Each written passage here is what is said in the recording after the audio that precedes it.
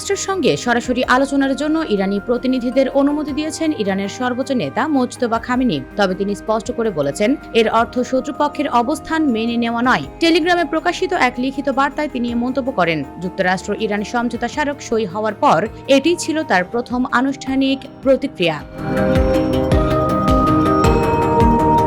Khamenei জানান, যুক্তরাষ্ট্রের সঙ্গে সমঝোতা স্মারক সইয়ের বিষয়ে শুরুতে তার আপত্তি ছিল, তবে প্রেসিডেন্ট মাসুদ পেজেশকিয়ান এবং দেশটির সর্বোচ্চ জাতীয় নিরাপত্তা পরিষদের সুপারিশের ভিত্তিতে তিনি এতে অনুমোদন দেন। তিনি বলেন, প্রেসিডেন্ট পেজেশকিয়ান ও পরিষদের সদস্যরা ইরানি জনগণ ও অ্যাক্সেস অফ রেজিস্ট্যান্স এর অধিকার রক্ষার প্রতিশ্রুতি দিয়েছেন। সেই আশ্বাসের ভিত্তিতেই তিনি এই সিদ্ধান্ত নিয়েছেন।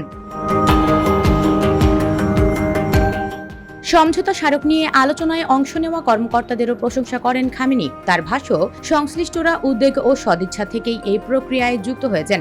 একই সঙ্গে তিনি জানান, সমঝোতার পক্ষে থাকা কর্মকর্তারা প্রতিশ্রুতি দিয়েছেন যে যুক্তরাষ্ট্র অতিরিক্ত কোনো ছাড় দাবি করলে তা গ্রহণ করা হবে না। খামেনির দাবি, প্রেসিডেন্ট ডোনাল্ড ট্রাম্প হতাশা থেকেই এই চুক্তিতে সই করেছেন।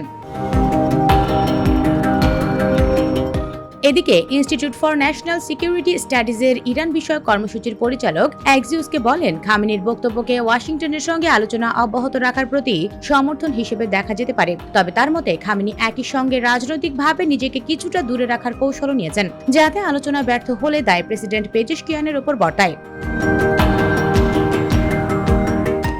তিনি বলেন, আলোচনার মাধ্যমে ইরানের জন্য অনুকূল কোনো চুক্তি হলে খামেনি এর কৃতিত্ব নিতে পারবেন। আবার আলোচনা ব্যর্থ হলে তিনি ও তার সমর্থকেরা দাবি করতে পারবেন যে তিনি কখনোই এই আলোচনা বা চুক্তির প্রকৃত সমর্থক ছিলেন না। খবর Axios. US Bengal desk report.